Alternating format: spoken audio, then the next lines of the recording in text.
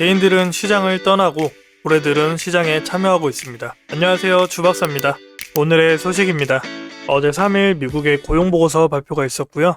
비농업 고용지수 같은 경우는 예상치를 크게 상회했고 실업률은 4.1%로 예상보다 낮게 나왔습니다.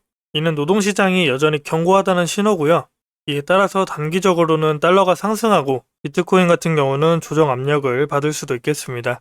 다음으로 트럼프가 푸틴과 우크라이나 전쟁 휴전 협상을 위해서 통화한다고 합니다. 만약 실제로 휴전 논의가 진전된다면 그동안 시장을 짓눌렀던 지정학적 불확실성이 완화되고 투자 심리가 되살아날 수도 있습니다.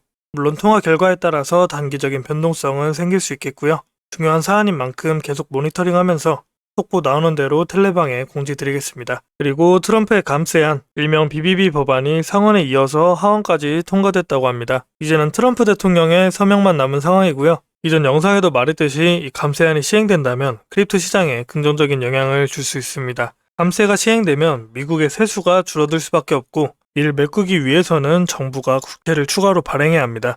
이 과정에서 미국의 부채는 빠르게 늘어나게 될 거고 이는 결국 달러 가치 하락이나 인플레이션 우려로 이어질 수 있습니다. 이런 상황에서 시장은 달러를 대신할 가치 저장 수단으로서 비트코인을 대안으로 선택하게 되는 흐름으로 이어질 수 있습니다. 또 하나 중요한 점은 감세로 인한 고소득층과 기업의 자금 여력이 늘어나면 이 유동성은 대부분 주식이나 비트코인 같은 위험자산 시장으로 유입될 가능성이 높습니다. 실제로도 온체인 데이터를 보게 되면 고래들의 거래소 입금 비율이 많이 감소한 걸 알 수 있습니다. 이건 고래들이 보유 중인 비트코인을 거래소로 옮기지 않고 있다는 장기 보유 시그널로 해석할 수 있겠고 고래들의 매도 압력이 그만큼 낮아졌다는 신호입니다. 또 비트코인 ETF 같은 경우도 15주 연속으로 순유입이 계속되고 있고 이런 움직임은 최근 감세 기대감이나 암호화폐 정책 변화들과 맞물려서 해석될 수 있는 부분입니다. 그리고 다음으로 미국 하원에서 7월 14일부터 크립토 위크를 공식화하면서 암호화폐 입법 속도를 본격적으로 높이고 있습니다.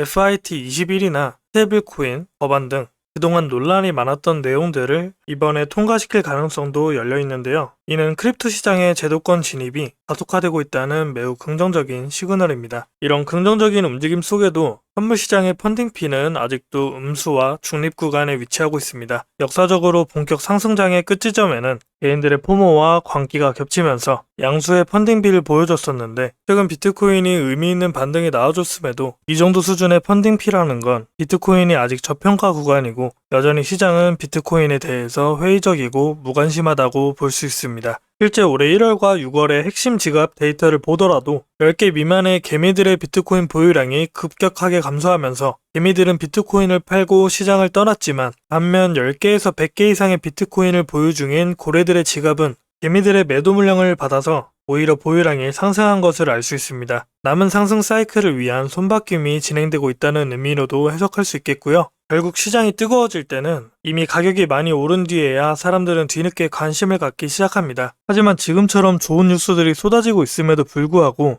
시장 참여자들이 여전히 조용하다는 건 지금이 조용한 매집 구간이자 상승을 준비하는 구간일 수 있다는 점을 기억해야 합니다. 자세한 분석과 시황은 텔레그램 방에서 실시간으로 공유드리고 있습니다. 텔레그램 입장 방법은 이 번호로 소통방이라고 문자 주시면 입장 도와드리고 있으니까요. 편하게 문자 주시면 됩니다. 오늘도 영상 끝까지 시청해주셔서 감사하고요. 저는 더 좋은 영상으로 찾아뵙겠습니다.